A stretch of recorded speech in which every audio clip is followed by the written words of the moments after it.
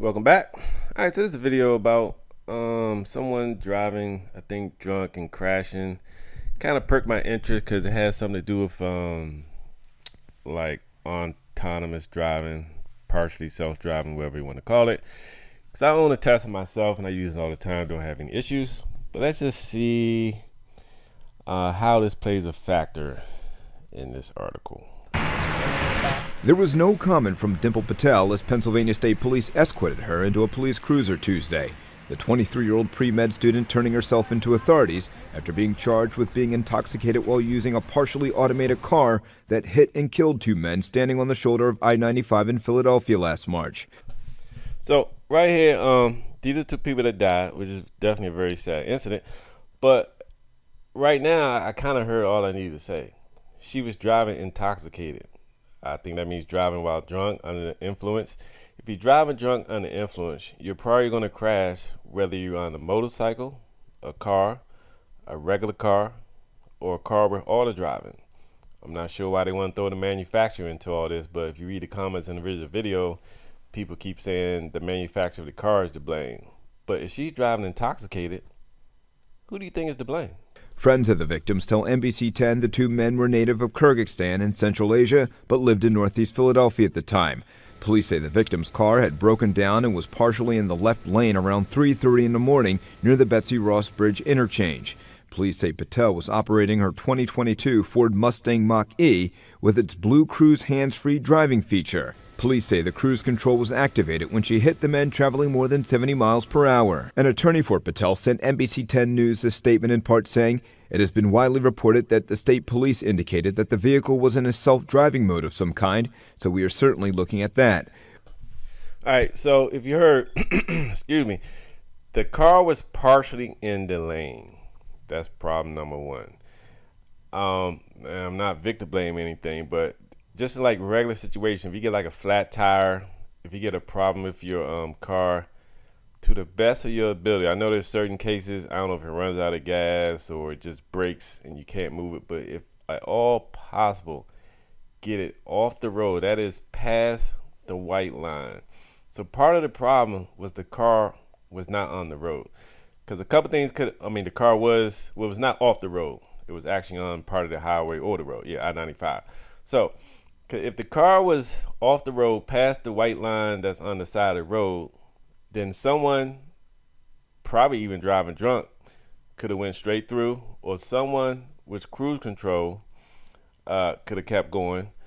And even someone with regular cruise control, you still got to put your hands on the wheel. All cars got cruise control, just that like Teslas and I think this Ford, they got some, and Cadillac as well, where you don't even have to touch the steering wheel.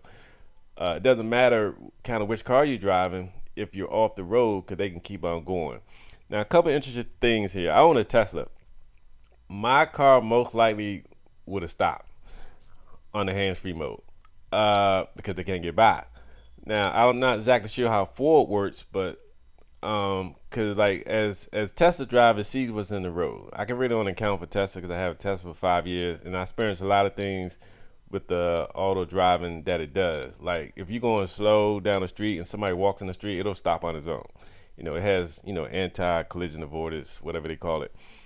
So in this case, if it was on auto drive like they say, and the car is in parts in the road, well, for one, of course, the driver should have seen this and put on brakes or go to the right. Because regardless if you use the auto driving, autonomous driving, whatever you want to call it, in either one of these electric cars, you're still responsible.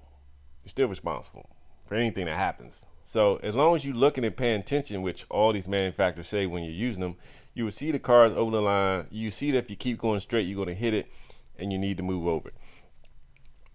So I still just blame this on the driver. And if it goes to court, they're always going to blame it on the driver. You're responsible.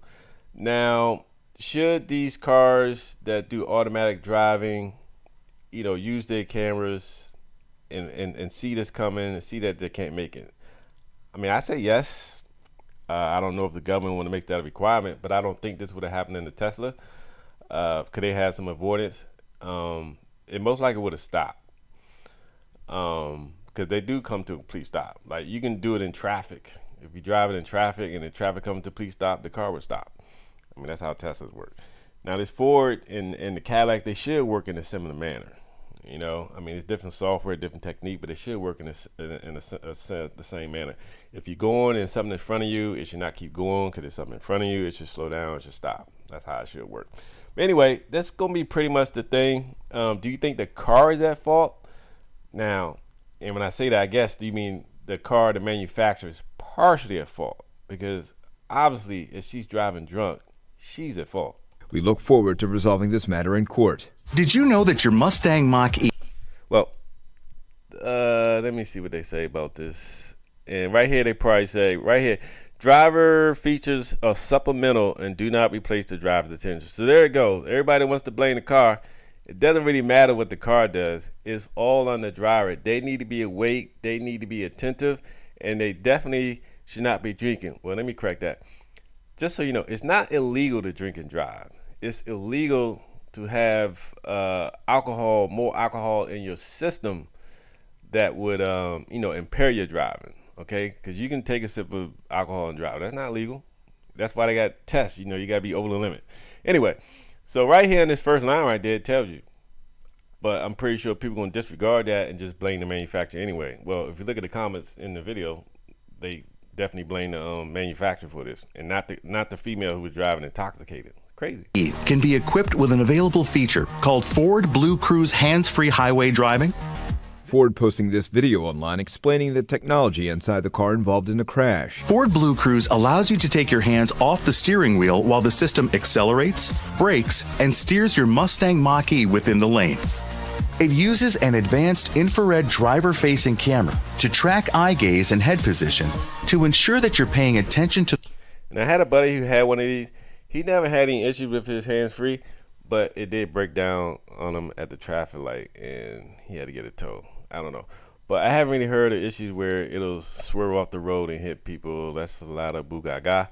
But in this situation, I guess he didn't have the same where he's driving and there's a car partially in your lane.